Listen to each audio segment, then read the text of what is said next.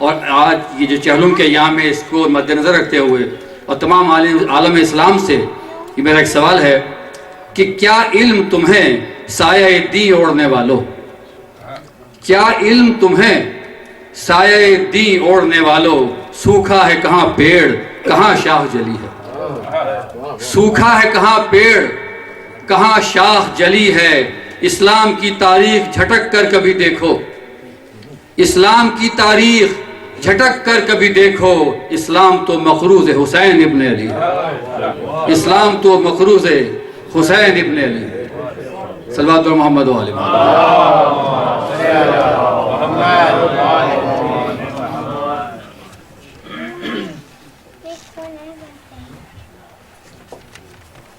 آواز بلند تر صلوات۔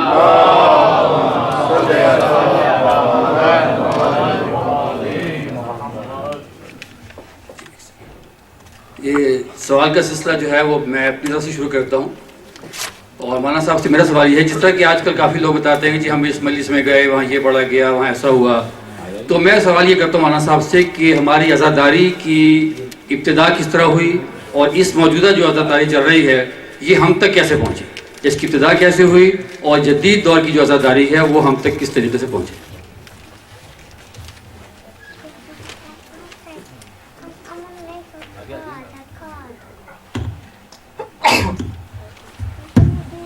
آواز بلند تر صلوات۔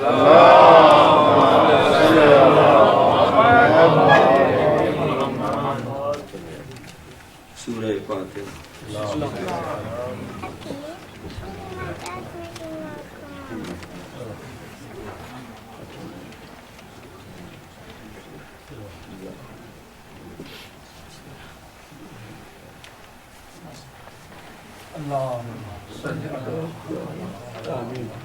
أعوذ بالله من الشيطان اللعين الرجيم بسم الله الرحمن الرحيم الحمد لله رب العالمين والعاقبة للمتقين والجنة للموعدين والصلاة والسلام على خير خلقه وأشرف الأنبياء والمرسلين سيد الأولين والآخرين شفيع المذنبين رحمة للعالمين أبي القاسم محمد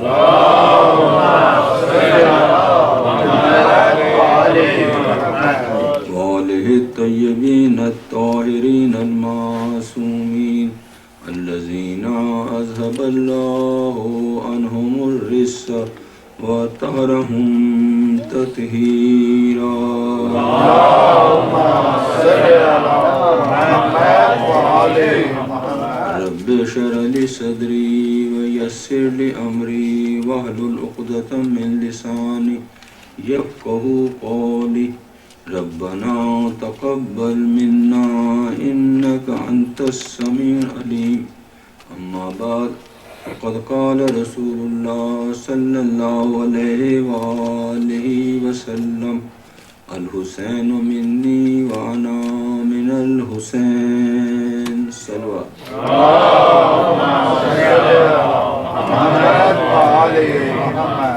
معزز سامعین، جو ڈسکشن اب ہونے والی ہے اس کا جو میں نے مضمون لیا ہے یہ رسالۃ مآب محمد مصطفیٰ صلی اللہ علیہ وسلم، ایک مشہور و معروف حدیث ہے کہ جس میں آپ نے فرمایا کہ الحسین منی وانا من الحسین، حسین مجھ سے ہے اور میں حسین سے ہوں۔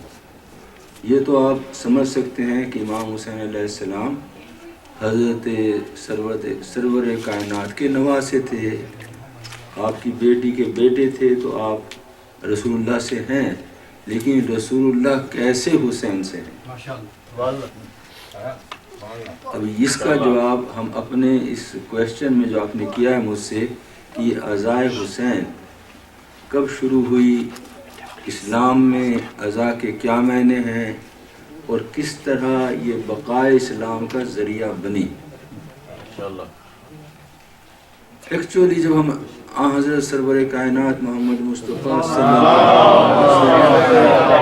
علیہ وسلم زندگی پر نظر ڈالتے ہیں تو جو سب سے پہلا واقعہ ہمیں نظر آتا ہے جس میں رسول اللہ صلی اللہ علیہ وآلہ وسلم انتہائی غمگین، انتہائی افسردہ، اور جس میں ان کو بہت زیادہ غم ہوا، وہ وقت تھا جب جناب خدیجہ سلام اللہ علیہ، جن کے وہ رسول اللہ کی شریک حیات تھی 25 سال تک، ان کا انتقال ہوا. اور ان کے بڑے محسن، جن کی وجہ سے اللہ کے رسول کو پروٹیکشن تھی کفار و مشرکین سے، جناب ابو طالب کا انتقال ہوا. تو یہ وہ وقت تھا 10 ہجری نہیں بلکہ بعثت کے 10ویں سال، بعثت کے 10ویں سال شیب ابو طالب سے باہر آنے کے بعد، جب ان دونوں عظیم ترین ہستیوں کا، جو رسول اللہ کی سب سے زیادہ مددگار ہستیاں تھیں، جناب خدیجہ سلام اللہ علیہ، جناب ابو طالب علیہ السلام، جب ان دونوں کا انتقال ہو گیا، اس موقع پہ اللہ کے رسول نے کہا کہ یہ اس ہستیوں سے مجھے اتنا غم ہوا ہے کہ اس کا غم ہم 1 سال تک منائیں گے.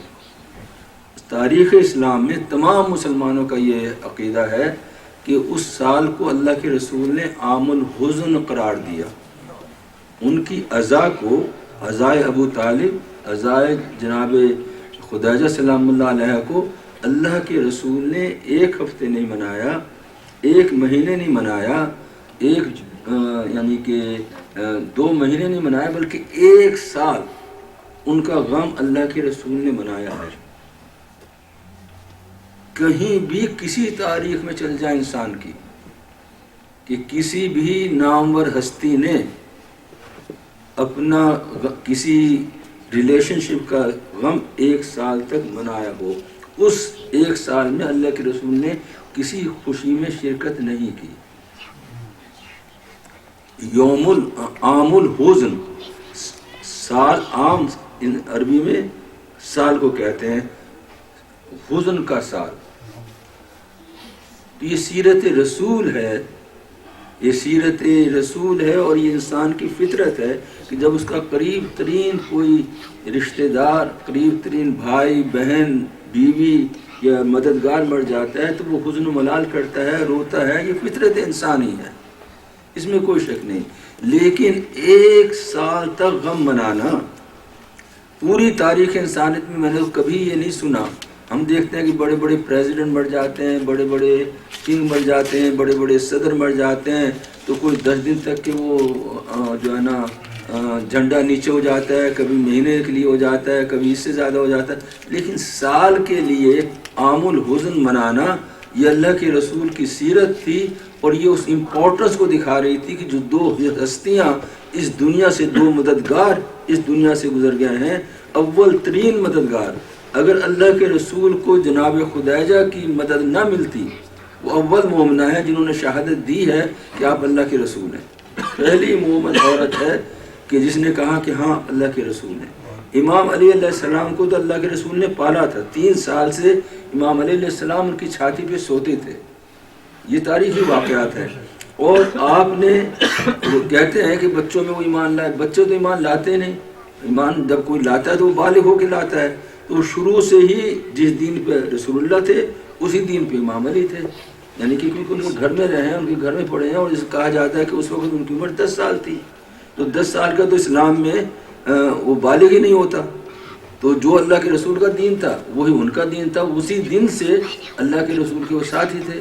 اور پھر حضرت ابو طالب علیہ السلام، آپ نے جب یہ ہوا ہے واقعہ انذر عشیرتک الاقربین، دعوت عشیرہ ہوئی ہے، تو اس وقت اللہ کے رسول کو جناب ابو طالب نے کہا، جب اللہ کے رسول نے کہا میں تمہارے لیے ایک ایسا دین لایا ہوں جس میں تمہاری فلاح دنیا کی اور آخرت کی ہے، بڑا خطبہ دیا، تو آپ نے کہا کہ اے اللہ کے رسول، قم یا سیدی یا مولائی، اے میرے مولا، اے میرے سید، کھڑے ہو اور جو کچھ تمہیں کہنا ہے کہو.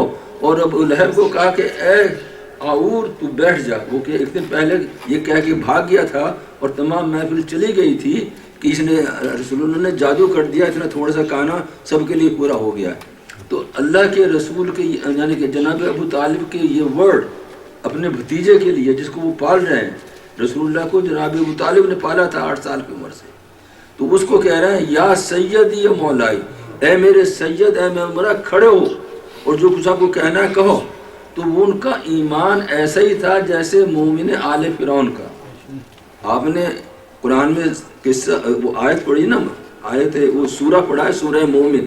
تو اس میں ایک انسان تھا فرعون کے ساتھ رہتا تھا, لیکن وہ اندرونی طور پہ مومن تھا. اس نے حضرت موسیٰ کی جان بچائی ہے. اسی حالات میں اسی طرح حضرت ابو طالب مومن آل قریش کہلاتے ہیں کہ انہوں نے اپنے ایمان کو چھپا کر, انہوں نے کھلم کھلا اپنے ایمان کا اعلان نہ کر کے حضرت محمد مصطفیٰ صلی اللہ علیہ وسلم کی ہر طرح سے مدد کی, ہر طرح سے مدد کی. کفار مقابلے میں وہ ایک ڈھال بنے ہوئے تھے, ان کو بچائے ہوئے تھے. اور جیسے ان کا انتقال ہوا تو پھر اللہ کے رسول کوئی پروٹیکشن نہیں تھی, آپ کو ہجرت کرنی پڑی. اسی لیے اس سال کو آپ نے عام الحزن کہا. پھر ہم دیکھتے ہیں اللہ کے رسول کی سیرت کو کہ جب جنگ احد میں مسلمانوں کو شکست ہوئی, وہاں پہ شروع میں مسلمان وکٹری ہو گیا, ان کو جنگ جیت لی, لیکن بعض لوگوں نے اللہ کے رسول کے حکم کی خلاف ورزی کی, جن کو تیر اندازوں کو لگایا گیا تھا کہ وہاں پہ وہ قائم رہیں. انہوں نے جب دیکھا جنگ جیت لی ہے اور مال لوٹا جا رہا ہے تو وہ بھی اپنے درے کو چھوڑ کے اور مال لوٹنے کے لیے آ گئے. اس کی وجہ سے دشمن پیچھے سے آیا ہے اور مسلمانوں پہ حملہ ہو گیا, جس میں تمام کے تمام مسلمان یا تو شہید ہو گئے یا وہ وہاں سے بھاگ گئے. اور نعرہ لگا رہے تھے بعض لوگ تو کہ اپنے دین پہ واپس چلے جاؤ, اوریجنل دین پہ. اب محمد تو قتل ہو گئے, کیونکہ یہ نعرے لگ رہے تھے میدان میں کہ حضرت رسول اللہ قتل کر دیے گئے ہیں, حالانکہ اللہ کے رسول شہید نہیں ہوئے تھے. بہرحال تو اسی جنگ میں حضرت حمزہ کی شہادت ہوئی ہے, جنگ احد میں. تو جب یہ مدینے آئے ہیں تو اہل مدینہ کی عورتیں تمام کی تمام, کیونکہ 70 مسلمان شہید ہوئے تھے, 70 صحابی شہید ہوئے تھے, تو مدینے میں ایک کوہرام بچا ہوا تھا, مدینے میں ایک ماتم ہو رہا تھا, مدینے میں آہو بکا ہو رہی تھی. لیکن کیونکہ حضرت حمزہ کے کوئی اولاد نہیں تھی, ان کے فیملی نہیں تھی, تو رسول اللہ نے کہا کہ دیکھیے کیا مصیبت ہے کہ ہر کسی کے رونے والے تو ہیں اور میرے چچا بھی رونے والا کوئی نہیں. تو جب صحابہ نے اور جو باقی زندہ رہ گئے تھے ان کی اولادوں نے, ان کی فیملی نے یہ سنا تو تمام کے تمام گئے حضرت حمزہ کے گھر پہ, اور وہاں پہ انہوں نے جا کے نوحہ ماتم کیا ہے اللہ کے رسول سے ان سے. تو یہ سیرت رسول ہے کہ جب آپ پہ کوئی غم ہو, جب آپ پہ کوئی مصیبت آئے, جب اسلام کو کوئی رنج ہو تو آپ اس کا عزا منائیں. اور یہ پھر مسلمانوں کا یہ ایک طریقہ بن گیا تھا کہ جب بھی ان کے یہاں اہل مدینہ میں جب بھی کوئی موت ہوتی تھی, جب بھی کوئی مصیبت آتی تھی, تو سب سے پہلے وہ حضرت حمزہ پہ روتے تھے, اس کے بعد وہ اپنے اہل خانہ پہ روتے, جو مر جاتا تھا پھر اس کی عزا مناتے تھے. تو یہ طریقہ چلتا رہا ہے 254 ہجری تک, 250 سال تک ایسا مسلمانوں میں یہ رہا کہ پہلے وہ حضرت حمزہ کو روتے تھے, انصار کے قبیلے, اور پھر وہ اپنے لوگوں کو روتے تھے. پھر جب ہم دیکھتے ہیں اللہ کے رسول کے زمانے میں جناب جعفر طیار کی موتہ میں شہادت ہوئی, تو اللہ کے رسول منبر پہ خطبہ دے رہے تھے اور وہاں پہ موتہ میں 1000 میل دور جنگ ہو رہی تھی. تو ممبر پہ بیٹھے بیٹھے اللہ کے رسول نے کہا میں دیکھ رہا ہوں کہ جعفر کا ایک ہاتھ کٹ گیا ہے. آپ نے رونا شروع کیا. اب وہ کہتے ہیں رسول اللہ پھر کہتے ہیں میں دیکھ رہا ہوں کہ اب جعفر کا دوسرا ہاتھ بھی جنگ میں قلم ہو گیا ہے.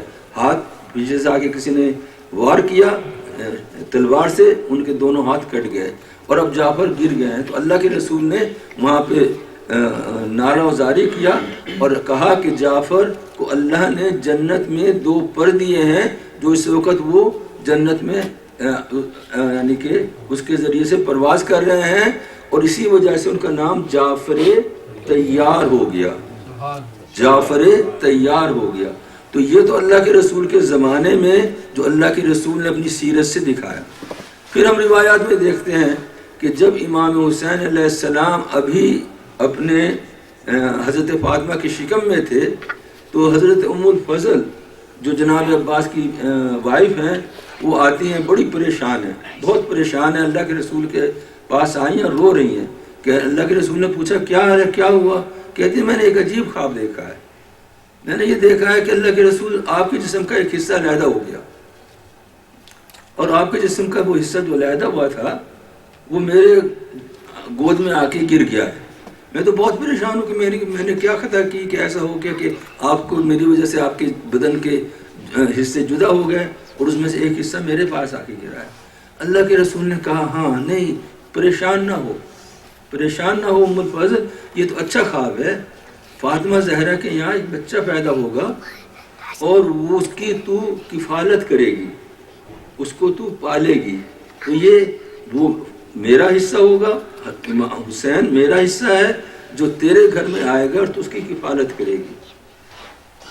جب امام حسین علیہ السلام پیدا ہوئے ہیں، روایات میں آیا ہے کہ ان کی عمر صرف 6 مہینے کی تھی، یعنی کہ وہ ماں کے پیٹ میں صرف 6 مہینے رہے ہیں۔ تو امام حسین علیہ السلام ایک وہ واحد شخصیت ہیں جس کو اللہ کے رسول نے خود اپنی زبان چسا چسا کر اور اپنی انگلی چسا چسا کر ان کو پالا ہے۔ تو حضرت فاطمہ کا انہوں نے دودھ نہیں پیا، امام حسین علیہ السلام اتنے کمزور تھے کہ آپ نے حضرت فاطمہ کا دودھ نہیں پیا، بلکہ اللہ کے رسول کا جسم، پوست، اپنے لعاب اور دودھ جو کچھ بھی وہاں سے آتا تھا اس کے ذریعے سے ابلے پڑے ہیں۔ تو ان کے جو وہ بڑھ رہے تھے وہ اللہ کے رسول کی غذا سے بڑھ رہے تھے۔ تو جب حضرت امام حسین علیہ السلام پیدا ہوئے ہیں اور آپ کو لایا گیا ہے اور حضرت فاطمہ زہرا علیہ السلام کے پاس، تو اللہ کے رسول رونے لگے۔ تو حضرت فاطمہ سلام اللہ علیہ نے کہا کہ اے بابا کیا بات ہے، کیا اس بچے میں کچھ بدشگونی ہے، کیا وجہ ہے کہ آپ رو رہے ہیں؟ اس نے کہا اے فاطمہ ابھی جبرائیل علیہ السلام میرے پاس آئے اور انہوں نے بتایا کہ یہ بچہ کربلا میں ایک ایسی جگہ شہید کر دیا جائے گا جس کا وہاں اس کا کوئی یاور و ناصر نہ ہوگا۔ تو حضرت فاطمہ زہرا سلام اللہ رونے لگی، رسول اللہ بھی رو رہے ہیں اور حضرت فاطمہ بھی رو رہی ہیں۔ آپ نے کہا اے بابا جب حسین کو شہید کیا جائے گا کیا آپ نہیں ہوں گے؟ کہا نہیں بیٹی اس وقت میں نہیں ہوں گا۔ تو پھر آپ نے فرمایا کیا علی نہیں ہوں گے؟ انہوں نے کہا ہاں علی بھی نہیں ہوں گے۔ انہوں نے کہا کیا میں بھی نہیں ہوں گی؟ کہا ہاں بیٹی تم بھی نہیں ہوگی۔ پھر آپ نے فرمایا کیا حسن ہوں گے؟ ان کا کون کہ نہیں بیٹے فاطمہ اس وقت حسن بھی جا چکے ہوں گے دنیا سے۔ تو اس وقت حضرت فاطمہ زہرا سلام اللہ علیہ نے فرمایا اے بابا اگر آپ بھی چلے جائیں گے، اگر علی بھی چلے جائیں گے، اگر میں بھی اس دنیا سے چلی جاؤں گی، حسن بھی چلے جائیں گے، تو میرے بچے حسین پہ روئے گا کون؟ اس کی عزا کون منائے گا؟ اس کی عزا کون منائے گا؟ اس وقت اللہ کے رسول نے کہا کہ بیٹی اللہ ایک قوم کو پیدا کرے گا جو تا قیامت تیرے حسین کی عزا منائے گی۔ تو یہ اللہ کے رسول اور جناب فاطمہ کی دعا ہے کہ وہ جو لوگ عزائے حسین مناتے ہیں یہ اس وقت کی دعا ہے جب امام حسین علیہ السلام پیدا ہوئے تھے، یہ تو اس وقت کی دعا ہے۔ پھر ہم دیکھتے ہیں کہ روایت ہے یہ حضرت ام المومنین ام سلمہ سے، آپ فرماتی ہیں کہ ایک دفعہ اللہ کے رسول آئے میرے پاس میرے حجرے میں، کیونکہ آپ ان کی بیوی تھیں، اور آپ نے فرمایا، اللہ کے رسول نے فرمایا کہ آج میں کچھ ذوق محسوس کر رہا ہوں، تھکاوٹ محسوس کر رہا ہوں، تو میں اندر آرام کر رہا ہوں، کسی کو میرے پاس آنے نہ دینا، اگر کوئی ملنے آئے تو آنے نہ دینا۔ تھوڑی دیر گزری ہے، حضرت ام سلمہ فرما رہی ہیں کہ تھوڑی دیر گزری ہے کہ امام حسین کھیلتے ہوئے آ گئے اور آپ کمرے میں داخل ہو گئے۔ میں اس کو پکڑتی رہی، ان کو پکڑنے کی کوشش کرتی رہی، لیکن آپ بھاگتے ہوئے کمرے میں جہاں اللہ کے رسول آرام فرما رہے تھے داخل ہو گئے۔ اللہ تو وہاں پہ اب دروازہ بند ہو گیا۔ تھوڑی دیر گزری تھی کہ آپ نے حضرت ام سلمہ نے سنا، ام المومنین حضرت سلمہ نے سنا کہ رسول اللہ گڑ گڑا کے رو رہے ہیں، گڑ گڑا کے رو رہے ہیں۔ آپ نے سمجھا کہ شاید حسین نے کچھ تکلیف دی ہو، تو آپ فوراً ہی دروازہ کھول کے اندر گئی ہیں۔ یہ روایت ہے تمام مسلمانوں کی حدیث میں۔ جو کچھ بھی میں پڑھ رہا ہوں یہ اپنی احادیث نہیں ہے ہماری، میں آپ کو یہ بتا دینا چاہتا ہوں کہ جو بھی ہم تاریخ سے بیان کرتے ہیں یہ تمام ہمارے بھائیوں کی حدیثوں میں ہے۔ اس کی وجہ یہ ہے کہ ہماری حدیثیں ہماری تاریخ کو ہمیں لکھنے کا موقع ہی نہیں ملا. ہم تو ہمیشہ اوپرس کمیونٹی رہے ہیں. ہمیں تو ہمیشہ جس طرح انہوں نے اللہ کے رسول کو کے نواسے کو، اللہ کے رسول کے خانوادے کو، اللہ کے رسول کی بیٹیوں کو، اللہ کے رسول کے پورے حرم کو مسلمانوں نے ختم کر دیا، تو ان کے چاہنے والوں کو بھی انہوں نے اس طرح ختم کر کے اللہ کے رسول کا نام ہی نہ رہے. تو ہمیشہ ہمیں اوپریس کرتے رہے. ہمیں تو یہ موقع ہی نہیں ملا. اگر کوئی لکھنے والا ہوتا تو اس کو فوراً ختم کر دیتے تھے. کسی کو شک ہوتا تھا کہ یہ شیعہ علی میں سے ہے، یہ محبان اہل بیت میں سے ہے، شیعہ صرف شک ہونے کی وجہ سے تو اس کے مکان کو گرا دیا جاتا تھا، اس کی آنکھوں کو نکال لیا جاتا تھا. یہ عام تھا. This was not nothing unusual. اس کو شہر اس کی جو شہادت نہیں مانی جاتی تھی، اس کو کہتے یہ جھوٹا ہے، اس کو شہر بدر کر دیا جاتا تھا. تو یہ ہماری تاریخ کا حصہ رہا ہے. تو کوئی بھی تاریخ، چاہے وہ تاریخ طبری ہو، چاہے وہ تاریخ ابوالفدا ہو، چاہے تاریخ خمیس ہو، کوئی بھی تاریخ مسلمانوں کی شیعوں کی نہیں لکھی ہوئی، کیونکہ ہمیں تو لکھنے کا موقع نہیں تھا. ہم اپنا نام بھی نہیں لے سکتے تھے کہ ہم شیعہ ہیں. اگر ایسا کرتے تو مار دیے جاتے تھے. تو یہ تو ہمیشہ ہم اوپریس کمیونٹی رہے ہیں. عزائے حسین کی وجہ سے ہمیشہ ہمیں پرسیکیوٹ کیا گیا ہے. بغدادوں کی دیواروں میں زندہ جمع کر دیا گیا. کوئی بولتا تھا اس کی گدی سے زبان نکال لی جاتی تھی. یہ عام تھا. آپ تاریخیں پڑھ لیں اور بھائیوں کی تاریخیں پڑھ لیں، تاریخ طبری کو پڑھ لیں، اور وہ آپ کو معلوم ہو جائے گا کس طریقے سے اہل بیت کے چاہنے والوں کا کس طرح قتل عام تاریخ میں ہوا پوری طرح. تو بہرحال میں آپ کے سامنے عرض کر رہا تھا کہ یہ کہہ دینا کہ بھئی یہ تو آپ کی تاریخ میں آپ کہہ رہے ہیں، ایکچولی یہ ہمارے بھائیوں کی تاریخ میں یا اسلامی تاریخ میں ہے، لیکن کیونکہ لوگوں کو بتایا ہی نہیں جاتا تو ان کو معلوم ہی نہیں ہے. کبھی اس چیز کی بات کی ہی نہیں جاتی، کبھی محرم کا ذکر ہوتا ہی نہیں، کبھی عاشورہ منایا نہیں جاتا، کبھی کسی امام کی بات کی ہی نہیں جاتی. صرف وہ تو وہی باتیں کرتے ہیں جو سب چند ایک باتیں ہیں اور اس سے ان کو بزی رکھا جاتا ہے. یہ بالکل غلط ہے کہ شیعوں کی تاریخ میں یہ لکھا ہے، سنیوں کی لکھا ہے، کیونکہ شیعوں کی تو کوئی تاریخ ہی نہیں ہے. ہم جو کچھ بھی بیان کرتے ہیں حقیقت میں ممبر رسول میں بیٹھا ہوں، وہ سب کا سب ہمارے بھائیوں کی تاریخ میں، اور اس کو میں جو کوئی چاہے تو میں اس کو ایک چیز بتا سکتا ہوں کہ یہ وہاں لکھا ہوا ہے، یہ وہاں لکھا ہے، یہاں ایسا ہوا ہے. تو بہرحال جب حضرت سرور کائنات محمد مصطفیٰ صلی اللہ علیہ وسلم کی وفات ہوئی، آپ اس دنیا سے گزر گئے. یہ تو جو میں نے پہلے بیان کیا تھا وہ سیرت رسول ہے.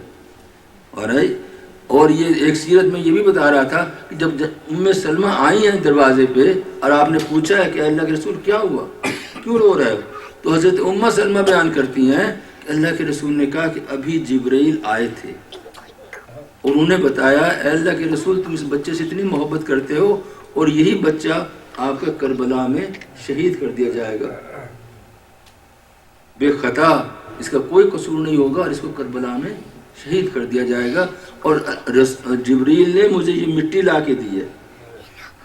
تو پڑھنے والے کون ہیں؟ رسول ہیں. مجلس کون کر رہے ہیں؟ رسول ہیں. سننے والے کون ہیں؟ حضرت ام سلمہ ام المومنین اور امام حسین ہیں. تو یہ مجلس حسین ہو رہی تھی، یہ مجلس حسین، مجلس عزا ہو رہی تھی. ابھی امام حسین زندہ ہیں اور اس وقت رسول اللہ ان کے لیے رو رہے ہیں. ان کے لیے ان کی زندگی میں ایسا بہت کم ہوتا ہے، کوئی شاید انسان ہو جو اپنے زندہ بیٹے پہ رو رہا ہو، کوئی انسان ہو. اگر یہ اور بات ہے اگر وہ بیٹا بیمار ہے، اگر اس بیٹے کو کچھ ایسے واقعات ہو گئے تو ماں باپ روتے ہیں. لیکن ایک بچہ جو بالکل صحت مند ہے، خوش ہے، ہر طرح سے ہے، اور آپ اس کے سامنے بیٹھے رو رہے ہیں اور اب بتا رہے ہیں کہ بیٹے تمہارا ایسا ساتھ ہوگا. امام حسین علیہ السلام ان چیزوں کو جانتے تھے جو ان کے ساتھ ہونے والا ہے. اور یہ واقعہ ایسا تھا کہ جس کو حضرت ام المومنین ام سلمہ بیان کر رہی ہیں کہ اللہ کے رسول کو جبرائیل آئے، ان کو بتایا، آپ نے پڑھا اور مجھے مٹی دی اور کہا اے سلمہ کہ جب یہ مٹی خون کے رنگ کی ہو جائے تو سمجھ لینا کہ حسین کربلا میں شہید ہو گئے. اس مٹی کا رنگ جب خون کے رنگ کا ہو جائے، ریڈ ہو جائے، سرخ ہو جائے، تو سمجھ لینا کہ یہ امام حسین میرے بیٹے کربلا میں شہید ہو گیا. اور ام المومنین حضرت ام سلمہ رسول اللہ کی واحد یعنی کہ زوجہ ہیں جو کربلا کے وقت زندہ تھیں، باقی تمام ازواج رسول اس وقت دنیا سے گزر گئی تھیں۔ حضرت ام سلمہ یہ بیان کرتی ہیں کہ میں سو رہی تھی کہ میں نے خواب میں دیکھا کہ حضرت آئے ہیں، سرور کائنات میرے خواب میں آئے ہیں، اور آپ کے سر پہ خاک پڑی ہوئی ہے، آپ کے بدن کے چاک ہوا ہے، آستینیں الٹی ہوئی ہیں، رو رہے ہیں۔ میں نے کہا یا رسول اللہ آپ کو میں کیسی حالت میں دیکھ رہی ہوں؟ کہا اے ام سلمہ میں ابھی کربلا سے آیا ہوں، میرے حسین کو وہاں پہ شہید کر دیا گیا ہے۔ تو حضرت ام سلمہ گھبرا کے اٹھی اور آپ نے دیکھا اس شیشی کو جو اللہ کے رسول نے بہت پہلے آپ کے حوالے کی تھی، تو واقعی اس کا رنگ خون کا ہو گیا تھا۔ تو یہ وہ چیزیں ہیں کہ عزائے امام حسین علیہ السلام رسول اللہ نے خود اپنی زندگی میں اس کو اپنایا ہے، اس کو پریکٹیکلی کیا ہے۔ یہ سنت رسول ہے، امام کا غم منانا، امام کے غم میں رونا، امام کے غم میں آنسو بہانا، امام کے غم میں آہو بکا کرنا، یہ سنت رسول ہے۔ اس کے بعد ہم آگے آتے ہیں کہ جناب امیر المومنین علیہ السلام، جناب حضرت فاطمہ زہرا سلام اللہ علیہ، کہ جب حضرت سرور کائنات کا انتقال ہوا ہے، آپ اس غم میں اتنی روئی ہیں کہ تاریخ میں یہ بن گیا کہ دنیا میں 4 رونے والے ہیں، ان سے زیادہ دنیا میں کوئی نہیں رویا۔ ایک حضرت آدم، دوسرے حضرت یعقوب، تیسرے حضرت فاطمہ زہرا سلام اللہ علیہ، اور چوتھے حضرت امام زین العابدین۔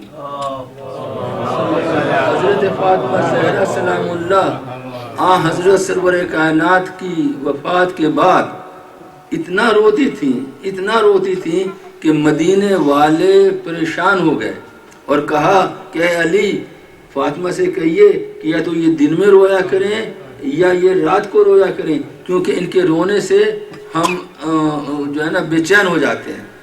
تو امام علی علیہ السلام نے آپ کا حضرت فاطمہ زہرا سلام اللہ علیہ کے لیے ایک جگہ بنائی ہے جنت البقیع میں، اس کو کہتے ہیں بیت الحزن، اس کا نام تھا۔ تاریخ میں ابھی تک وہ موجود تھا، انہوں نے سعودیوں نے اس کو 100 سال پہلے تباہ کیا ہے، اس کو بیت الحزن کہتے تھے، جس میں فاطمہ زہرا سلام اللہ علیہ جا کے سرور کائنات کو روتی تھی، کہتی تھی اے بابا آپ کے بعد مجھ پہ آپ کی امت سے اتنی مصیبتیں پڑی، آپ کی امت نے مجھے اتنا پریشان کیا، مجھے اتنی مصیبتیں پڑی کہ اگر وہ دنوں پہ پڑتی تو کالی رات کی طرح سیاہ ہو جاتے۔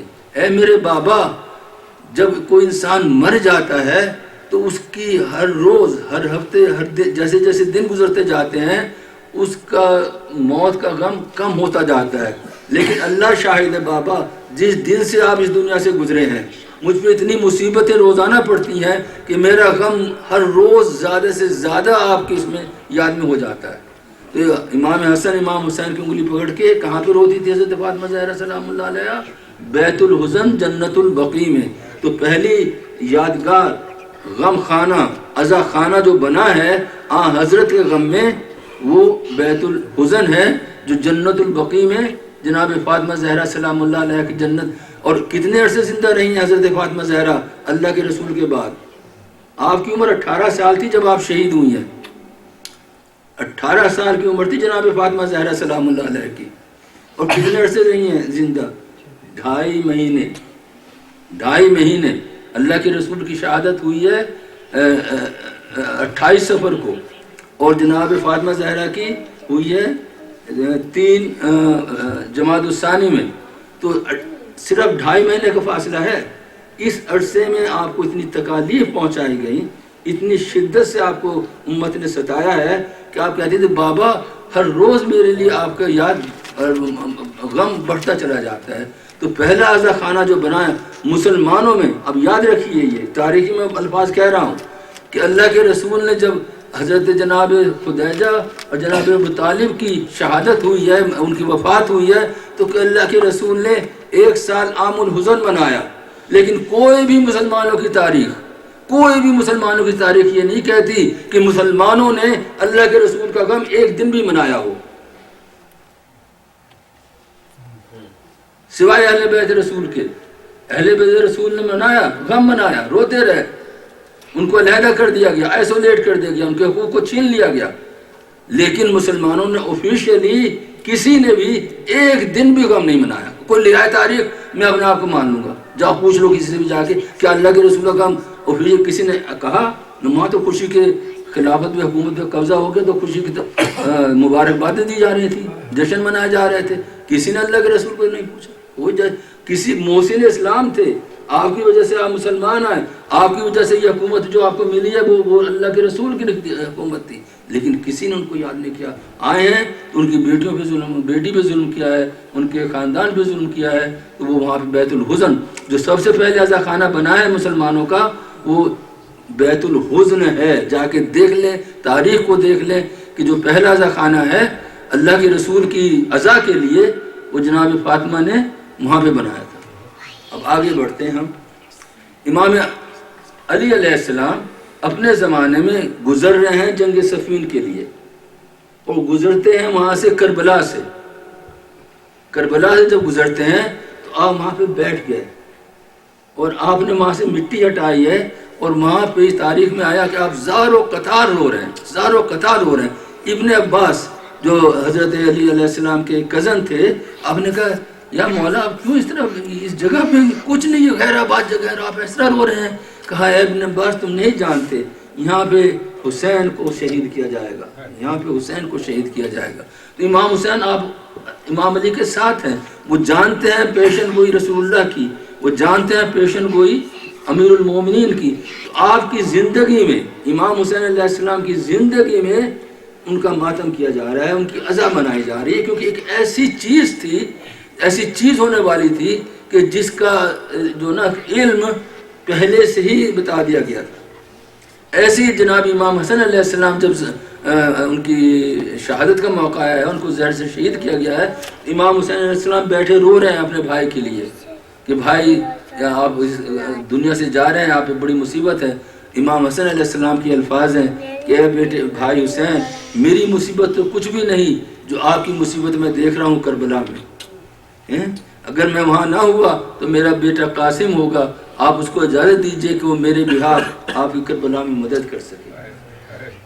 تو ہم اب دیکھتے ہیں کہ جب یہ واقعہ کربلا ہو چکا, اور تمام جو بھی انسان کی زندگی میں یعنی کہ ظلم ہو سکتا ہے, کسی سے آپ ریونج لے سکتے ہیں, کسی بھی انسان سے آپ کسی کا بدلہ لے سکتے ہیں, وہ امام حسین اور حرم رسول سے, رسول اللہ کی بیٹیوں سے وہ ریونج لیا گیا. ان لوگوں نے بدلہ لیا ہے کہ جس کی تاریخ میں مثال نہیں ملتی, تاریخ میں کہیں, تاریخ انسانیت میں مثال نہیں ملتی کہ جتنا اہل بیت رسول کو, رسول اللہ کی بیٹیوں کو ستایا گیا ہے, کہ ان کے گھروں کو جلا دیا گیا, ان کے ٹینٹس کو جلا دیا گیا, ان کے منہ پہ تماچے مارے گئے, ان کو سب کچھ کیا گیا. اور امام حسین علیہ السلام وہ واحد شخصیت ہے, جب کربلا میں شہداء کو شہید کر دیا گیا, امام حسین شہید ہو گئے, تو کہا گیا کہ ہم شہداء کی لاشوں کو پامال کریں گے. اسلام میں یہ حرام ہے کہ کسی کی لاش کو آپ پامال کریں, حرام ہے اسلام میں. لیکن کس قسم کے وہ لوگ تھے, کس قسم کے وہ انسان تھے, کہا کہ نہیں, ابھی ہم ان کی لاشوں کو گھوڑوں کے نال لگا کر, کیلیں ٹھوک کر ان کی لاشوں کو ہم پامال کریں گے.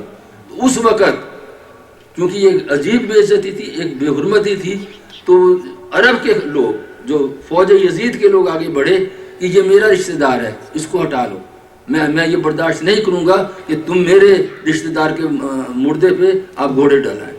تو ہر کسی نے ایک ایک انسان کو ہٹا لیا, سوائے ایک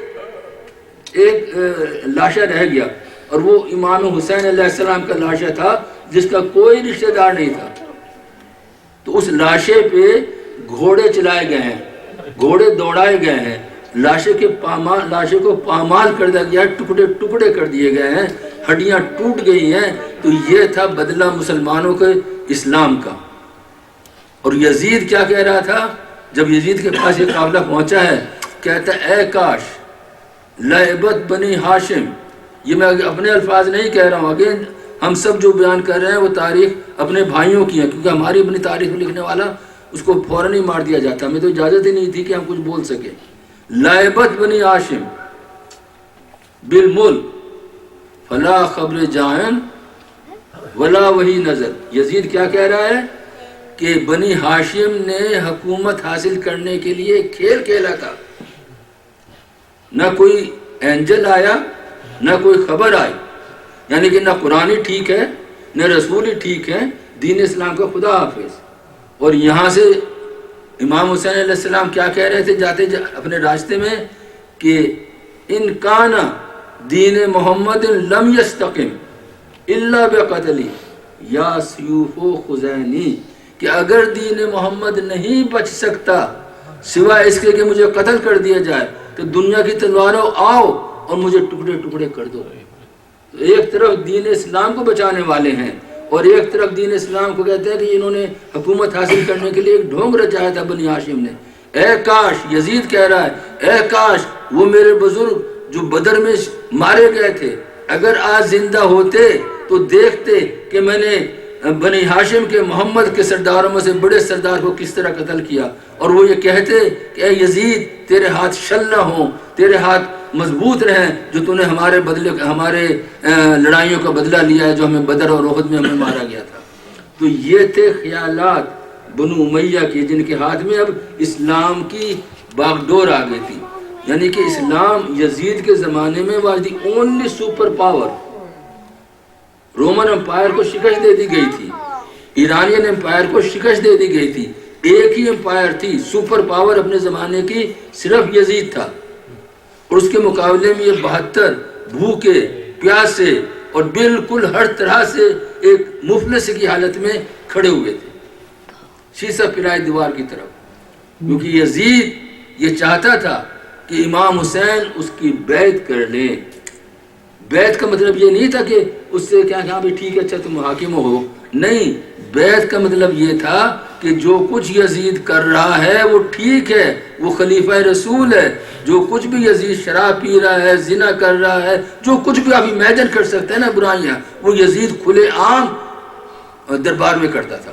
کھلے عام اپنی بہنوں کے ساتھ، اپنی پھوپھیوں کے ساتھ، اپنے یعنی کہ جو کچھ بھی آپ سمجھ سکتے ہیں نا، میں ممبر سے بیان نہیں کر سکتا، بٹ یو کین امیجن.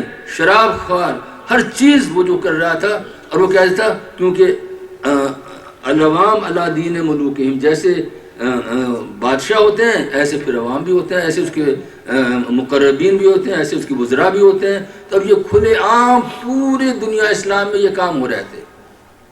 اور اس کے علاوہ امام علی علیہ السلام پہ ان پہ سب و شتم ہوتا تھا. نماز جمعہ میں ہر نماز کے بعد سب و شتم، یعنی ان کو گالیاں دی جاتی تھی، ان کو برا برا برے برے ایکسٹریم برے ناموں سے ان کو یاد کیا جاتا تھا. وہی شخص جس نے اسلام کے لیے اتنی قربانیاں دی اس کو سب سے برا خیال کیا جاتا تھا. تو یہ تھی بنو امیہ کی حکومت. ہم سے کہا جاتا ہے باتیں نہ کرو، باتیں ہم نہیں کرتے. آپ تاریخ پڑھیں، کیوں گمراہ ہیں، کیوں نہیں باتیں کرتے، کس نے روکا ہے. یہ آپ کے دین کی بات ہے تاکہ آپ کو پتہ چل جائے کہ کیا ہوا، کس طرح ہوا، کیا وجوہات تھی، اسلام کو بچانے والا کون ہے، اسلام کو مارنے والے کون تھے. خواجہ اجمیری نے کیا کہا ہے، شاہ است حسین، بادشاہ است حسین، دین است حسین، دین پناہ است. دین اسلام کون ہے، کیا ہے، حسین ہے. دین پناہ حسین، اور پناہ دین کی پناہ بھی حسین ہے. ناٹ اونلی حسین دین ہے بلکہ دین کی پناہ بھی ہے. سرداد نداد دست در دست یزید، حقا کے بنا لا الہ است حسین. کہ امام حسین نے اپنا سر دے دیا لیکن ہاتھ اپنا یزید کے ہاتھ میں نہیں دیا. اور حقیقت تو یہ ہے کہ لا الہ الا اللہ کو دوبارہ زندہ کرنا، اس کی بنا، اس کی بنیاد کو رکھنا صرف اور صرف حسین نے کیا. حقا کہ بنا لا الہ حسین. اگر امام حسین اس وقت یہ نہ کرتے، اپنی قربانی نہ دیتے، آج اسلام نہ ہوتا، آج نماز پڑھنے والا کوئی نہ ہوتا. یہ تو ختم ہو چکا تھا. یہ تو ختم ہو چکا تھا. اور علامہ اقبال نے بھی ایک شعر کہا ہے، بہر حق در خاک و خون غلطیدہ است، بہر حق در خاک و خون غلطیدہ است، پس بنائے لا الہ گردیدہ است. یعنی کہ حق کی خاطر امام حسین خاک و خون میں غلطہ ہو گئے اور وہ بنائے لا الہ بن گئے. یعنی کہ اگر لا الہ الا اللہ کو اسلام سے نکال دیا جائے تو اسلام ہی نہیں ہے، اسلام ہی نہیں رہتا. بنیاد اسلام کی توحید پہ ہے، اور توحید کو وہاں سے مسمار کر دیا گیا تھا کہ کوئی وحی نہیں آئی، کوئی انجل نہیں آیا، کوئی قرآن نہیں ہے، کچھ نہیں ہے. جو بنا لا الہ، جو دین کو ریوائیو کیا گیا ہے، مسلمانوں میں اس وقت یہ ہمت نہیں تھی کہیں بھی دنیا اسلام میں کوئی یزید کے خلاف کوئی آواز نکالتا. اتنی آپریشن تھی، اتنی ٹرینی تھی، حقیقتاً اتنی ٹرینی تھی، اتنی آپریشن تھی کہ کوئی بھی نہیں بول سکتا تھا. جب امام حسین کھڑے ہوئے ہیں تو پوری دنیا اسلام سے، امام حسین علیہ السلام نے یمن میں خط لکھے ہیں، بصرے میں خط لکھے ہیں، کوفے میں خط لکھے ہیں. کہیں بھی کوئی بڑا شہر تھا، امام نے بتایا ہے 6 مہینے آپ اس میں مکے میں رہے ہیں، بتایا کیا ہو رہا تھا، لیکن کہیں سے کوئی مدد نہیں آئی. سب لوگ خاموش تھے، جیسے کوئی ہے ہی نہیں. صرف یہ 72 نفوس تھے، اس میں بنی ہاشم تھے جو کھڑے ہوئے کہ ہاں ہم اپنی جان دے دیں گے اے فرزند رسول، اور ہم آپ اسلام کو بچائیں گے. تو اب آگے بڑھتے ہیں ہم. شہادت امام حسین کے بعد ان کی یادگار فوراً ہی شروع ہو گئی. پہلا جو ماتم ہوا ہے اور پہلی جو وہ گریہ وزاری ہوئی ہے آفیشلی، وہ یزید کے اس میں ہوئی ہے دمشق میں. جب یزید نے سنا کہ لوگ اب میرے خلاف ہو رہے ہیں، لوگوں کو پتہ چلا کہ آل رسول کو اس طرح بے دردی سے شہید کیا گیا اور وہاں پہ بغاوت کے حالات ہوئے، تو اس نے امام زین العابدین کو بلایا کہ میں اب تمہیں آزاد کرتا ہوں، کوئی خواہش ہے تو بتاؤ. آپ نے کہا میں اپنی پھوپھی سے مشورہ کرتا ہوں. تو جناب زینب سلام اللہ علیہ نے کہا کہ اے بیٹے، ابھی تک ہم اپنے بھائی کو اچھی طرح نہیں رو سکے، ہمیں رونے کی بھی اجازت نہیں تھی. ایک گھر یہاں پہ خالی کرا دیا جائے جس میں ہم اپنے بھائی کی نوحہ مجلس اور اس کی عزا کریں. تو 3 دن تک دمشق میں مجلس ہوتی رہی، نوحہ ماتم ہوتا رہا، دمشق کی عورتیں آ کے پرسہ دیتی رہیں. تو یہ پہلی مجلس تھی اوپنلی شہادت کے بعد. پہلی مجالس میں بیان کر چکا، اللہ کے رسول نے کی، امیر المومنین نے کی، جناب فاطمہ زہرا نے مجالس کی امام حسین علیہ السلام کی، تاریخی طور پہ یہ حقیقت ہے. اور شہادت کے بعد پہلی مجلس یزید کے دمشق میں خلافت میں خلیفہ میں ہوئی، یعنی کہ اس کے دارالخلافہ میں ہوئی ہے، جو 3 دن تک مجلس ہوتی رہی. اس کے بعد آئے ہیں اور پھر 40 پہ جو آنے والا ہے وہاں پہ بھی آ کے مجلس ہوئی ہے. جب یہ لٹا ہوا قافلہ، اسیروں کا قافلہ واپس آیا ہے دمشق سے کربلا میں، تو وہاں پہ مجلس ہوئی ہے 3 دن تک. اور اللہ کا شکر ہے کہ اس وقت 40 کے لیے آئندہ 3 دن میں اباؤٹ 20 ملین انسان، حج پہ کتنے انسان جاتے ہیں؟ اس سال 2.5 ملین انسان تھے، اس سال 2.5 ملین تھے، میکسیمم 5 ملین تھے 3 سال پہلے. اس وقت موسم تھوڑا اتنا گرم نہیں تھا، تو 3 سال پہلے کہا گیا کہ 5 ملین مسلمان حج پہ گئے تھے. 40 کے لیے اس سال 20 ملین لوگ 40 کی زیارت کے لیے جا رہے ہیں. یہ آفیشیل اسٹیٹسٹک ہے، آپ کسی بھی جا کے گوگل پہ دیکھنا کتنے ملین. اب میں بات کر رہا ہوں ملین کی، یعنی کہ جتنی ورجینیا کی آبادی ہے، جتنی میری لینڈ کی آبادی ہے، جتنی ڈی سی کی آبادی ہے، سب کو ایک جگہ جمع کر دو. اور حرم امام حسین کتنا بڑا ہے، ایک بہت چھوٹی سی جگہ ہے، کربلا کوئی چھوٹی سی جگہ ہے، کس طرح 20 ملین لوگ وہاں پہ جائیں گے. نجف سے لے کر کربلا تک 3 ملین، میں نے کل یہ پڑھا ہے، 3 ملین لوگوں نے سائن اپ کیا ہے کہ وہ واک کریں گے نجف سے کربلا تک، 60 میل کا سفر پیدل چلیں گے. میں ایک شخص سے ملا ہوں جب میں زیارت کے لیے گیا تھا، وہ بصرہ سے آیا ہے پیدل چل کے، کیونکہ پیدل زیارت کے لیے پیدل جانا زیادہ ثواب ہے بجائے اس کے کہ آپ جہاز میں چلے جائیں، کیونکہ پھر آپ کا مائنڈ جو ہے نا وہ سیٹ ہوتا ہے کہ میں زیارت کے لیے جا رہا ہوں، میں امام کی خدمت کے لیے جا رہا ہوں، میں امام کی طرح ہونا چاہتا ہوں، میں امام کا سپورٹر ہوں، میں اسلام کی ہر خدمت کروں گا، میں اپنے سے ہر برائی کو دور کروں گا، کیونکہ آپ اب دن رات چل رہے ہیں۔ تو ایران سے 3 ملین لوگ آلریڈی کراس کر چکے ہیں جو پیدل چل رہے ہیں وہاں سے، اور جو نجف سے کربلا پیدل چل کے 3 ملین لوگ جائیں گے۔ اب اللہ کا کیا معجزہ ہے، کتنا انتظام ہے کہ ہر کو کھانا بھی مل رہا ہے راستے میں، ہر کو پانی بھی مل رہا ہے، اور کے لیے یعنی کہ آپ جب دیکھیں گے نا اٹ از انتھنکیبل کہ دنیا نے تو ان کو چھپانے کی پوری کوشش کی، دنیا نے تو واقع کربلا کو چھپانے کی پوری کوشش کی، دنیا نے تو اسلام کو ختم کرنے کی، مسلمانوں نے، کافروں نے نہیں، کافر تو وہ اللہ کے رسول کے زمانے میں شکست کھا گئے تھے، مشرکین تو اللہ کے زمانے میں رسول اللہ کے زمانے میں شکست کھا گئے تھے۔ اسلام کو جو نقصان پہنچایا ہے وہ ان سو کالڈ مسلم نے پہنچایا ہے، یہی ہمارے پیچھے سے سٹیپ کرتے ہیں، یہی ہمارے لیے مصیبت بنے ہوئے ہیں۔ تو اگر آل رسول اپنی قربانیاں نہ دیتے تو ہم آج مسلمان نہ ہوتے۔ اب دیکھیے عزائے حسین کرنے کا کتنا ثواب ہے، امام زین العابدین علیہ السلام کے لیے کیونکہ وہ اپنی 40 سال کی عمر میں جب تک کہ زندہ رہے ہمیشہ روتے رہے، اور انہوں نے کسی تقریب میں شرکت نہیں کی۔ ایک دفعہ ایک بہت بڑے عالم ہمارے اہل سنت بھائی کے، زہری ان کا نام ہے، وہ آئے ہیں کہ ابن رسول اللہ کب تک کے روتے رہے، میرے بیٹے کی شادی ہے، میری خواہش ہے کہ آپ اس میں آئیں۔ انہوں نے کہا ہمارے ساتھ اتنی یعنی کہ مصیبتیں پڑی ہیں کہ میں نہیں آؤں گا۔ تو انہوں نے کہا اچھا میں یہ کرتا ہوں کہ پہلے میں امام کی مجلس کرتا ہوں اور آپ اس مجلس میں آ جائیں، آپ اس مجلس میں آ جائیں، تو پھر میں جو ہوں اب اس کے بعد میری بیٹے کی اچھا میں آپ تیار ہو گئے۔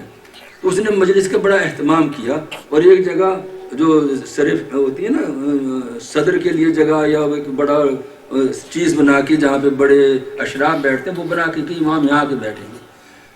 اب وہ امام کا انتظار کر رہا ہے، مجلس ہو رہی ہے، نوحہ خوانی ہو رہی ہے، سوز اسلام پڑھے جا رہے ہیں، اور جب اس نے دیکھا امام وہاں پہ بیٹھے ہوئے ہیں جہاں پہ لوگوں کے جوتے ہیں، کہا یا ابن رسول اللہ، اے فرزند رسول آپ کہاں بیٹھے ہیں، آپ یہاں آئیے۔ انہوں نے کہا تمہیں معلوم نہیں اس مجلس میں جناب فاطمہ زہرا سلام اللہ موجود ہیں، رسول اللہ موجود ہیں، میرے بابا علی موجود ہیں، میرے چچا امام حسن موجود ہیں۔ تو یہ تمام ہستیاں مجلس حسین کی جب ہوتی ہے تو ان کی عزا میں شرکت ہوتی ہے۔ اس کا مرتبہ عزائے حسین کا مرتبہ ایسا ہے، مجلس حسین کا مرتبہ ایسا ہے کہ ہم اس کا تصور بھی نہیں کر سکتے کہ اس کی یہ کتنی عظیم عبادت ہے، کیونکہ اسی عبادت کے ذریعے سے باقی ساری عبادتیں قائم ہیں۔ نماز قائم ہے عزائے حسین سے، قرآن قائم ہے عزائے حسین سے۔ جب ہم یہاں پہ آتے ہیں تو کیا ذکر ہوتا ہے؟ قرآن کا ذکر ہوتا ہے، تاریخ کا ذکر ہوتا ہے، نماز روزے کا ذکر ہوتا ہے، اصلاح یوتھ ہوتی ہے، ساری چیزیں ہمیں یہاں سے ملتی ہیں۔ الحمدللہ ہمارے یوتھ بہت سی برائیوں سے بچے ہوئے ہیں، ہماری بہنیں اور بیگمات بہت سی برائیوں سے بچی ہوئی ہیں، خدا کا شکر احسان ہے، اور اسے لاکھ درجے بہتر ہیں۔ اب آگے بڑھتا ہے زمانہ، امام جعفر صادق علیہ السلام پہلی آپ نے پوچھا ہے فضیل سے، فضیل امام کے صحابی تھے، ایک عظیم صحابی تھے۔ آپ نے کہا اے فضیل کیا تم محرم کے دنوں میں میرے جد کا عزا کرتے ہو، جمع ہوتے ہو؟ انہوں نے کہا ہاں یا ابن رسول اللہ ہم کرتے ہیں۔ آپ نے پہلی مرتبہ یہ فرمایا ہے کہ میں ان مجالس سے محبت کرتا ہوں، ان مجالس، پہلی لفظ جو اس مجلس کے عزا کا نام آیا ہے نا جسے ہم مجلس کہتے ہیں، جناب امام جعفر صادق علیہ السلام نے استعمال کیا ہے کہ تلک المجالس احبھا، یہ مجالس ہیں جس سے میں محبت کرتا ہوں۔ اور امام رضا علیہ السلام کی روایت ہے کہ جب تم عزائے حسین کرتے ہو تو یہ نہ سمجھو کہ تم اکیلے ہو، بلکہ اس میں ملائکہ مقربین جناب جبرائیل و میکائیل آ کے تمہارے رونے میں روتے ہیں۔ تمہارے عزا میں شریک ہوتے ہیں. اس عزا کا جو ثواب ہے نا، جو اس عزا کی جزا ہے نا، اس کا ہم تصور نہیں کر سکتے. اگین یہ اب روایت ہے شیعوں کی، کیونکہ ہمارے امام کی روایت ہے، امام رضا کی روایت ہے. آپ نے فرمایا کہ قیامت کے دن جب تمام آنکھیں رو رہی ہوں گی، جب تمام دل خوف کی وجہ سے تھرا رہے ہوں گے، عزائے حسین وہ شخص جو امام کے غم میں رویا، یا اس نے رونے کی شکل بنائی، کوشش کی، یا جس نے امام کے مجلس میں لوگوں کو رلایا، مقرر نے یا مرثیہ خان نے، اس پہ جنت واجب ہے. اور وہ اللہ کے رسول اور ہمارے ساتھ روز قیامت محشر اس میں اٹھایا جائے گا، حشر میں اس کا حشر و نشر ہمارے ساتھ ہوگا. تو یہ اتنی بڑی عبادت ہے کہ اس سے ہمارے تمام گناہ کبیرہ اور صغیرہ معاف ہو جاتے ہیں، اور اس کی وجہ سے اللہ اپنی رحمتیں ہم پہ نازل کرتا ہے. اس کی وجہ سے ہمارے بچے، ہماری عورتیں، ماشاءاللہ وہ نوحہ خان بھی ہیں، ماشاءاللہ وہ مرثیہ خان بھی ہیں، آپ سب ہیں، آپ کرتے ہیں، کیونکہ ہمارے تو یہ رگوں میں ہے، ہمارے تو یہ خون میں ہے، ہماری تو یہ فطرت میں ہے. جب امام یعنی کہ 100 ہجری سے لے کے 260 ہجری تک غیبت صغریٰ کا ہوا ہے نا واقعہ، اس وقت تک تاریخ میں آیا ہے کہ شیعوں کے رنگ میں ایک ایسی چیز آ گئی تھی کہ دن رات محبان اہل بیت امام حسین کو یاد کرتے تھے. یہ نہیں کہ مجالس میں، بلکہ یہ حقیقت ہے کہ جب ہم پانی پیتے ہیں تو کیا کہتے ہیں؟ امام حسین کو پیاس کو یاد کرتے ہیں. ہم سب کرتے ہیں نا، جب بھی ہم پانی پیتے ہیں ہم امام کی حسین کی پیاس کو یاد کرتے ہیں اور ان کے دشمنوں سے بیزاری اختیار کرتے ہیں. جب بھی ہم نماز پڑھتے ہیں، نماز کے بعد ہم کیا کرتے ہیں؟ زیارت امام حسین پڑھتے ہیں، زیارت رسول اللہ بھی پڑھتے ہیں، اور زیارت السلام علیک یا ابا عبداللہ، اے ابا عبداللہ حسین تم پہ ہمارا سلام ہو، وعلی الارواح التی حلت بفنائک، اور ان تمام جاں بازوں پہ جنہوں نے تمہارے ساتھ اپنی جانیں تم پہ یعنی کہ قربان کر دی. علیک منی سلام، میرا سلام تم پہ ہو، ما بقیت، جب تک کہ میں زندہ ہوں ہر وقت میرا سلام ہو آپ پہ، وہ بقی اللیل والنہار، اور جب تک یہ دن رات باقی ہیں تا قیامت آپ پہ اللہ کا سلام ہوتا رہے. ولا جعل اللہ آخر العہد منی لزیارتکم، اور اللہ یہ زیارت میری آخری نہ ہو بلکہ تمام وقت میں زیارت حسین پڑھتا رہوں. کیونکہ جب آپ زیارت حسین پڑھتے ہیں تو وہاں پہ زیارت کا ایک حصہ یہ ہے کہ اے میرے مولا اور آقا، ابن رسول اللہ، اے فرزند رسول، میں آپ سے وعدہ کرتا ہوں کہ میں آپ کے راستے پہ چلوں گا، میں تمہارا اتباع کروں گا. اور آپ اتباع حسین اتباع رسول ہے، رسول کا حصہ ہے. امام حسین جو کچھ بھی ہے وہ رسول کا مظہر ہے، رسول کی صفات کا نمونہ تھے آپ. تو جب آپ اتباع حسین کرتے ہیں تو آپ اتباع رسول کر رہے ہیں، اتباع اسلام کر رہے ہیں، اتباع اللہ کی اطاعت کر رہے ہیں، اللہ کی عبادت کر رہے ہیں. اور آپ وعدہ کرتے ہیں، جیسے یہ ہے نا زیارت وارثہ لکھی ہوئی ہے کہ اے امام میں وعدہ کرتا ہوں کہ میں تمہارا اتباع کروں گا، تمہارے راستے پہ چلوں گا، میں ظلم و ستم سے بچوں گا، میں نیکیاں کروں گا، میں ٹھیک راستے پہ رہوں گا. تو یہ ہمارے لیے ایک روزانہ ایک رینیول ہے ہمارے فیتھ کا، ہمارا کمٹمنٹ ہے. اور اس طرح کرنے سے ہم واقعی ہم پہ اللہ کی رحمتیں نازل ہوتی ہیں، بہت سی آفات سے بچ جاتے ہیں.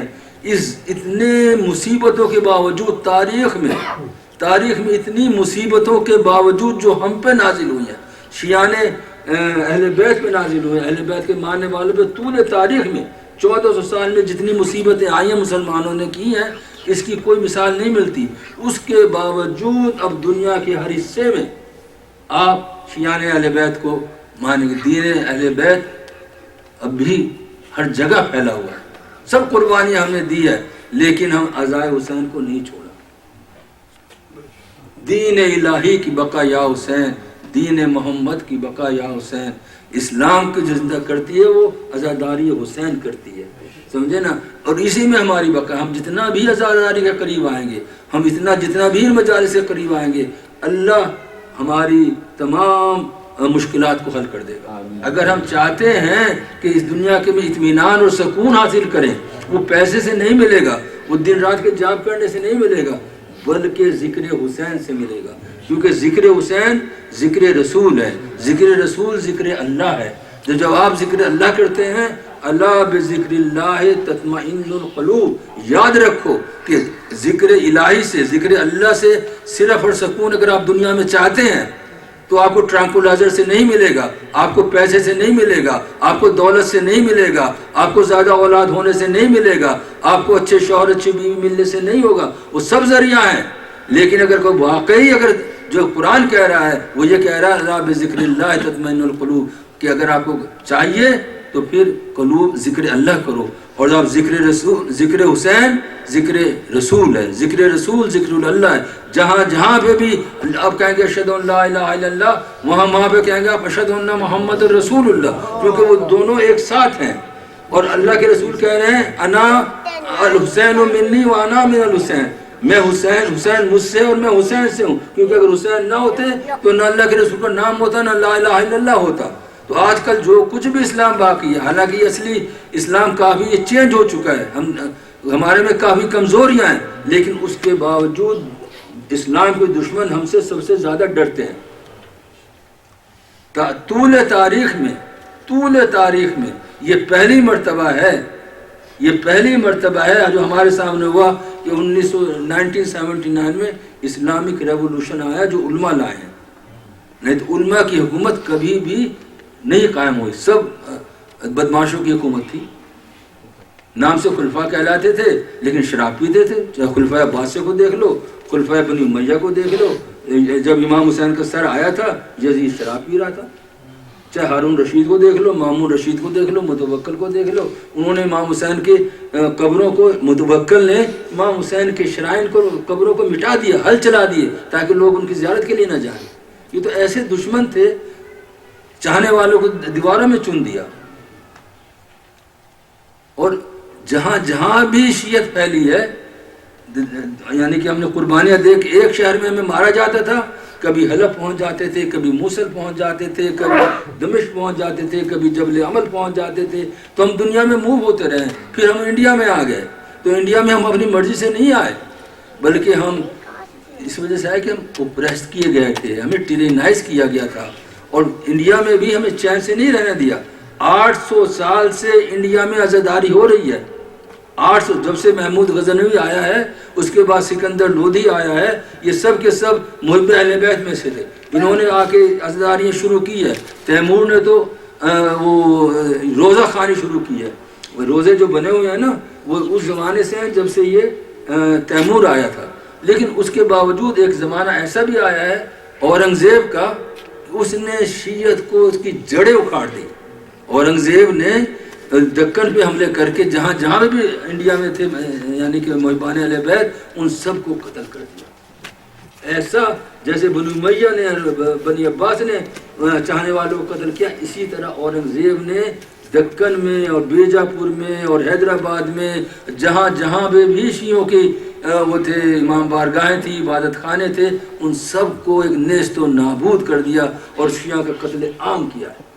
تو یہ اورنگزیب ایسا ظالم ترین شخص تھا تاریخ میں، جس نے یعنی کہ ہمیں بہت پیچھے دھکیل دیا۔ لیکن یہ ایک معجزہ خدا ہے، کیونکہ حق ہمیشہ اب کبھی دب تو سکتا ہے ٹیمپرری، لیکن وہ کبھی مکمل طور پہ دبے گا نہیں۔ لیکن پھر اللہ کا شکر ہے، جب آیا ہے زمانہ 1200 یعنی کہ آج سے 200 سال پہلے، لکھنؤ میں پھر عزاداری شروع ہو گئی۔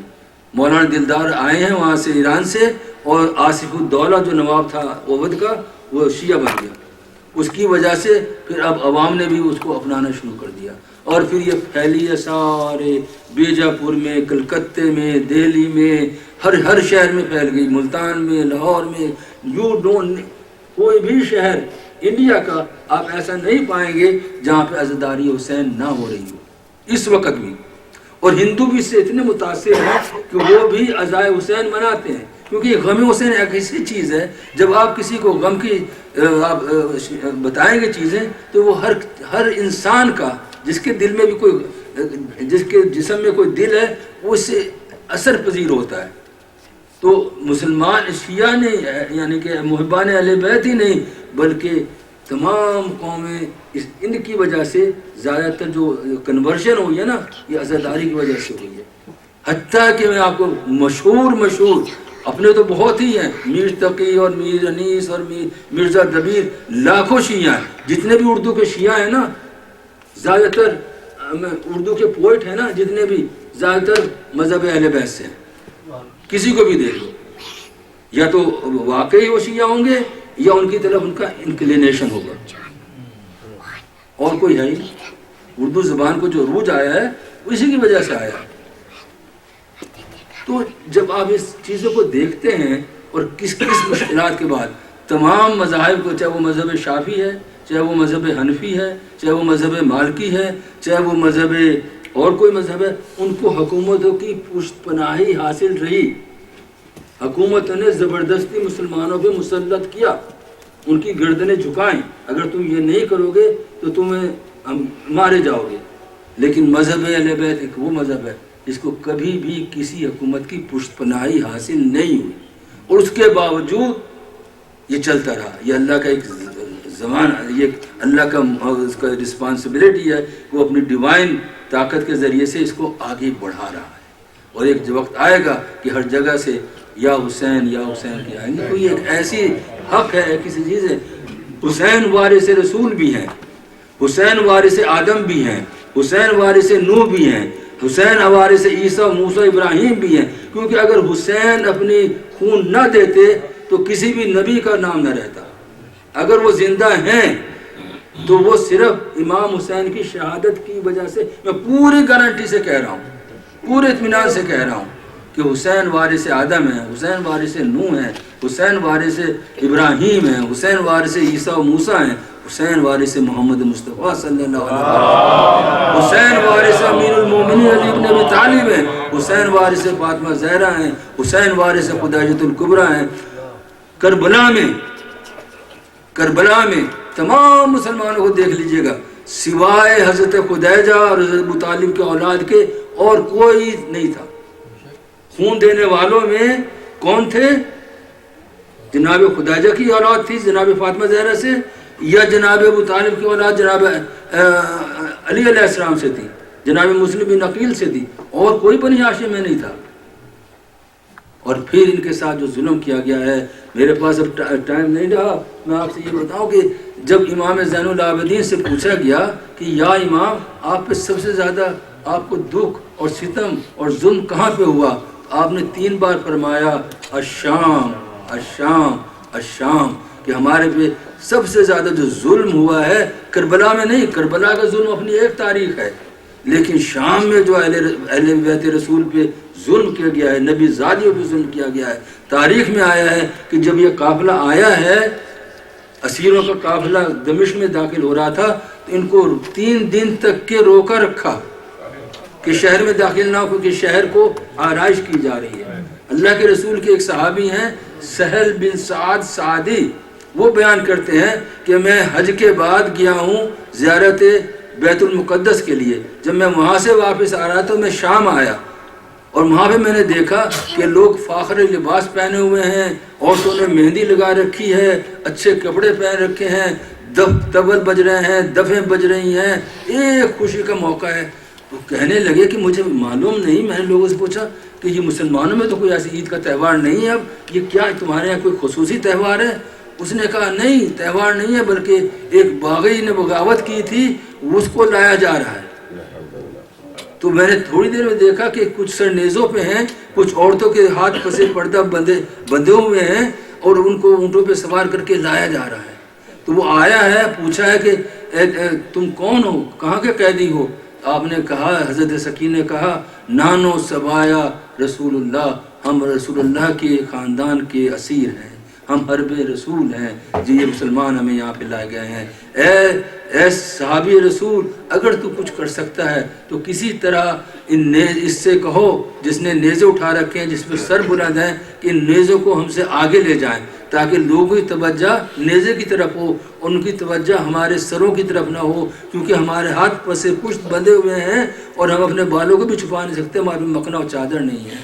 اور یہ وہ وقت تھا عزاداروں کہ جب دمشق کی عورتیں اپنے اپنے چھتوں پہ بیٹھی ہوئی نبی زادیوں پہ پتھر پھینک رہی تھی، نبی زادیوں پہ آگ پھینک رہی تھی. اب اندازہ لگائیں ایک وہ عورت کہ جس کے ہاتھ پسے پشت مجھے بندھے ہوئے ہوں اور جس کے سر پہ کوئی نہ ہو، تو آگ اس کے اوپر گر رہی ہے، پتھر اس کو مارے جا رہے ہیں، آگے ڈھول بج رہے ہیں، ان کی کیا حالت ہوگی. وہ رسول زادیاں تھیں، وہ اللہ کی زمین پہ سب سے زیادہ محترم ترین عورتیں تھیں، ان کے ساتھ مسلمان یہ حالات کر رہے تھے. آئے ہیں آگے بڑھتے بڑھتے امام زین العابدین کے پاس آئے تو اس کے پاس ایک شخص کہتا ہے کہ اللہ کا شکر احسان ہے کہ اللہ نے تمہیں ذلیل کیا اور امیر المومنین یزید کو اس نے فتح دی. امام زین العابدین نے کہا کہ اے شیخ کیا تو نے کبھی قرآن پڑھا ہے؟ کہتا ہے ہاں میں نے قرآن پڑھا ہے، میں روزانہ پڑھتا ہوں. امام نے کہا کیا تو نے اس میں یہ آیت پڑھی ہے کہ قُلْ لَا أَسْأَلُكُمْ عَلَيْهِ أَجْرًا إِلَّا الْمَوَدَّةَ فِي الْقُرْبَى کہ اے رسول ان سے کہہ دو، مسلمانوں سے کہہ دو کہ میں تم سے کوئی اپنی جزا نہیں چاہتا، کوئی میں تم سے ہدیہ نہیں چاہتا سوائے اس کے کہ تم میرے اہل بیت سے محبت رکھو. اجر رسالت کیا ہے کہ تم اہل بیت سے محبت رکھو. اس نے کہا ہاں میں نے یہ آیت پڑھی ہے. تو آپ نے کہا نحنو فی القربہ، ہم وہ قرابت دار ہیں جن کی محبت تم پہ واجب ہے. پھر امام کہتے ہیں کیا تو نے یہ سورہ بنی اسرائیل میں یہ آیت پڑھی ہے وَآتِ ذِی الْقُرْبَى حَقَّهُ کہ اپنے حقداروں کا حق ادا کر دو؟ کہتے ہیں ہاں میں نے پڑھی ہے. کہا پھر امام حسین نے کہا نحنو القربہ کہ ہم وہی قرابت دار میں جس اللہ نے ہمارے حق کو دینے کا واجب قرار دیا ہے. پھر امام نے تیسری آیت پڑھی ہے، انہوں نے کہا کیا تم نے یہ آیت پڑھی ہے کہ سورہ انفال میں کہ وہ عالم ہو کہ اب تم جان لو کہ جو چیز بھی تمہیں مال ملے اس میں 5واں حصہ اللہ کے رسول کا ہے اور اللہ کا ہے، اللہ کے رسول کا، اس کے قرابت داروں کا ہے. اللہ نے کلام پاک میں یہ آیت نازل کی کہ وہ عالم ہو من شیء وعلموا ان غنمتم من شیء کہ کوئی چیز بھی تمہیں غنائم میں سے ملے اس میں سے فللہ خمسہ وللرسول ولذی القربى اس میں سے 5واں حصہ اللہ کا ہے، اللہ کے رسول کا ہے، ان کے قرابت داروں کا ہے. انہوں نے کہا ہاں میں نے یہ پڑھی ہے. کہا ہم وہی قرابت دار ہیں. تو اس نے کہا کہ واقعی. پھر آپ نے آخری دفعہ یہ کہا کہ تو نے کیا یاد قرآن میں پڑھی ہے کہ انما یرید اللہ لیذھب عنکم الرجس اہل البیت ویطہرکم تطہیرا. اللہ کا یہ ارادہ ہے اہل بیت رسول کہ تمہیں اس طرح پاک و پاکیزہ رکھے ہر برائی سے جیسا پاکیزہ کرنے کا حق ہے. یعنی کہ اہل بیت رسول وہ ہیں کہ جن سے کبھی کوئی گناہ سرزد ہوا ہی نہیں، کوئی رجس کسی قسم کی کوئی برائی اللہ نے ان کو پاک و پاکیزہ کر دیا ہے. اللہ انما یرید اللہ کا یہ ارادہ ہے. جب اللہ ارادہ کر لیتا ہے تو ہمیشہ ہو جاتا ہے کہ تمہیں اس طرح پاک و پاکیزہ کرے جیسے پاکیزہ کرنے کا کہتا ہے ہاں میں نے پڑھی ہے. انہوں نے کہا وہی اہل بیت ہم ہیں. کیونکہ اللہ کی قسم کھاؤ کہ تم وہی ہو. امام نے کہا کہ ہاں اللہ کی قسم کھا کہتا ہوں ہم وہی اہل بیت ہیں. تو اس شخص نے اپنی پگڑی گرا دی اور رونا شروع کیا کہ یا اللہ اس ملعون پہ لعنت بھیج اور جو میں نے غلطی کی تھی مجھے معاف فرما. تو ایسے حالات سے ہم گزرے ہیں میرے بھائیوں. عزائے حسین ایک عظیم عبادت ہے. عزائے حسین میں آپ کو ایک لاسٹ چیز کہتا ہوں اور یہ روایت ہے حضرت ام المومنین حضرت عائشہ سے. یہ روایت ہے جب آپ نے بتایا رسول اللہ نے کہ میرے بعد حسین شہید کر دیا جائے گا، پھر آپ نے کہا جو اس کی زیارت کو جائے گا، حسین کی زیارت کو جائے گا، اس کو میرے ایک حج کا ثواب ملے گا. کہا کہ ہاں آپ کے ایک حج کا، یا رسول اللہ آپ کے ایک حج کا ثواب جائے گا جو اس کے یعنی امام حسین کی زیارت ہو جائے گا. اللہ کے رسول نے کہا 2 حج کا ثواب ملے گا. تو حضرت عائشہ پوچھتی گئیں اور رسول اللہ تعداد بتاتے گئے یہاں تک کہ اللہ کے رسول نے کہا کہ جو بھی حج کو زیارت کو جائے گا امام حسین علیہ السلام کی اس کو میرے 70 حج کا ثواب ملے گا. اور یہ وہ ہے ثواب جب آپ واجب حج کرائیں. واجب حج پہلے کریں جو حج واجب ہے. اس کے بعد اگر آپ زیارت امام حسین پہ جائیں گے تو آپ کو اتنا ثواب ملے گا. تو عزائے حسین مسلمانوں کا شعار ہے. عزائے حسین رسول اللہ کا شعار تھا. عزائے حسین انبیاء کا شعار تھا. عزائے حسین ائمہ طاہرین کا شعار تھا. اور جب بھی آپ کو موقع ملے، اگر آپ سکون و اطمینان چاہتے ہیں زندگی میں، اگر آپ واقعی حشر و نشر میں جب قیامت کے دن اللہ کے رسول کے ساتھ اور ائمہ طاہرین کے ساتھ اٹھنا چاہتے ہیں، تو آئیے مجلس میں عزا منائیں، روئیں، مجالس کو سپانسر کریں، مجالس میں حصہ کریں. جو بھی جس نے بھی مجالس میں کوئی حصہ دیا ہے وہ ہمیشہ اللہ اس کو ملٹیپل ٹائم ریٹرن کرتا ہے. کوئی بھی ایسا نہیں رہا، میں نے کبھی کسی شخص کو نہیں دیا کہ اس نے امام حسین کی راہ میں مجلس کی اور وہ بھوکا اور پیاسا رہا. ہمیشہ اللہ نے اس کو بہت زیادہ رزق دیا ہے. تو یہ ایک وہ چیز ہے جس میں اللہ اپنی نعمات اس دنیا میں بھی دیتا ہے اور آخرت میں بھی دیتا ہے. تو ہمیں تو یہی کہیں گے، اللہ سے یہ دعا ہے کہ جب ہم مریں تو یا حسین کرتے چلے جائیں. اور یا اللہ میں تو دعا کرتا ہوں کہ ہماری جو پریشانیاں ہیں ان کو دور فرما. مسلمانوں میں جو فساد ہے اس کی اصلاح فرما. ہم میں اتحاد و اتفاق فرما. دشمنان اسلام کو نیست و نابود فرما. یا اللہ جو ہماری حاجات ہیں ان کو تو قبول فرما. یا اللہ جو ہماری پریشانیاں ہیں ان کی پریشانیوں کو دور فرما. جو قرضدار ہیں ان کے قرض کو ادا فرما. جن کے بچے جوان ہیں ان کی اچھی جگہ شادیاں ہو جائیں. یا اللہ ہمیں حج و زیارات نصیب ہوں. امام زمانہ کے جلد سے جلد ظہور عطا فرما اور ہمیں ان کے انصار و عوان میں شمار فرما. یا اللہ یا اللہ یا اللہ تو ہمیں عزاداران حسین میں شمار فرما. ربنا تقبل منا انک انت السمیع العلیم بحق محمد و آل بیتہ.